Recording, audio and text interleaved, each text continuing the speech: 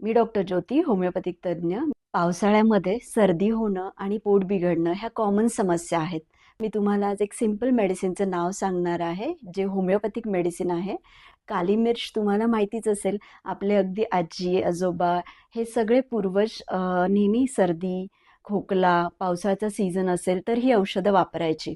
तर याच्यापासनं homeopathic medicine mother tincture बनतं, ज्याचं नाव आहे पेपर नायग्रम. तर हे जे मेडिसिन्स आहे, हे मेडिसिन्स तुम्ही सर्दी असेल, खोकला असेल, छातीमध्ये जळजळ होणं, खोकला येणं, कोरडा खोकला येणं, वीकनेस वाटणे, एन्झायटी होणे, या सगळ्या तक्रारीसाठी तुम्ही हे वापरू शकता.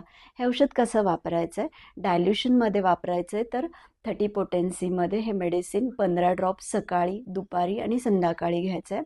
तर पेपर नायग्रम आणि जिंजर ह्या दोघांचं मदर टिंक्चर मिक्स करून 15 ड्रॉप सकाळ, दुपार, संध्याकाळ अशा पद्धतीने घ्यायचे आणि तुमचे कॉमन सर्दी, कोल्ड, कफ, हातापायांची जळजळ होणे हे आजार मिनिटात बरे होऊ शकतात. सो अगदी 3 दिवस घेऊनही तुम्हाला फरक पडला नाही, त्रास वाढतोय असं वाटतंय, अशा केसमध्ये तुम्ही क्लिनिकला संपर्क साधू शकता किंवा ऑनलाईन कन्सल्टेशन घेऊ शकता.